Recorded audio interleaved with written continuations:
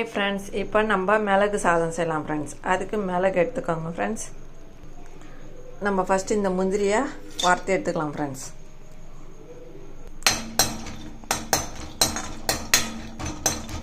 இப்போ இந்த முந்திரி செவந்துச்சு ஃப்ரெண்ட்ஸ். இப்போ இதை எடுத்துடலாம் ஃப்ரெண்ட்ஸ். இந்த நேரம் ஆனோடனே எடுத்துருங்க ஃப்ரெண்ட்ஸ், அப்போ தான் நல்லாயிருக்கும் டேஸ்ட்டாக.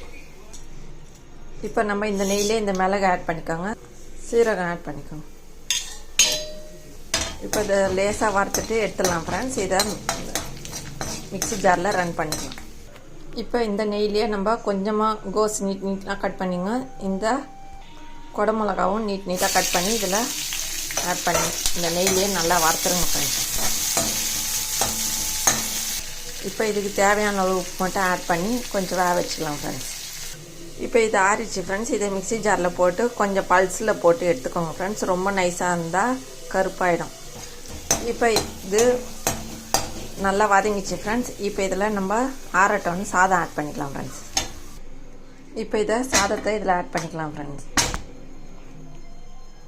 இப்போ நம்ம அந்த கோஸ்லையும் குடமிளகாலையும் உப்பு போட்டுக்கிறோம், அதனால் இதில் கொஞ்சமாக உப்பு ஆட் பண்ணிக்கோங்க ஃப்ரெண்ட்ஸ். இப்போ இதில் நம்ம வறுத்து வச்ச முந்திரி ஆட் பண்ணிக்கோங்க ஃப்ரெண்ட்ஸ். இப்போ இதில் கருவேப்பிலை ஆட் பண்ணிக்கலாம் ஃப்ரெண்ட்ஸ். இப்போ நம்ம இந்த மிக்ஸி ஜாரில் இந்த மிளகும் சீரகம் ஆட் பண்ணதை இதில் ஆட் பண்ணிடலாம் ஃப்ரெண்ட்ஸ். இப்போ இதை நல்லா கலக்கிடுங்க ஃப்ரெண்ட்ஸ். இந்த மிளகு சாதம் செம்ம டேஸ்ட்டாக இருக்கும் ஃப்ரெண்ட்ஸ். இதே மாதிரி செஞ்சு சாப்பிட்டு பாருங்கள் ஃப்ரெண்ட்ஸ். இப்போ நம்ம இதில் குடமிளகா கோஸ் ஆட் பண்ணிக்கிறோம் ஃப்ரெண்ட்ஸ். முந்திரி ஆட் பண்ணிக்கிறோம். நெய் செம்ம வாசனை, இந்த மிளகு சீரகம் சாதம் வாசனை செம்ம டேஸ்ட்டாக இருக்கும் ஃப்ரெண்ட்ஸ். இப்போ இந்த மிளகு சாதம் ரெடி ஆயிடுச்சு ஃப்ரெண்ட்ஸ். இப்போ இந்த மிளகு சாதமும் ரெடி ஆயிடுச்சு ஃப்ரெண்ட்ஸ். இந்த வீடியோ பிடிச்சிருந்தால் லைக் பண்ணுங்கள், ஷேர் பண்ணுங்கள், சப்ஸ்கிரைப் பண்ணுங்கள் ஃப்ரெண்ட்ஸ். டாடா பாய் பாய். மீண்டும் அடுத்த வீடியோவில் சந்திப்போம்.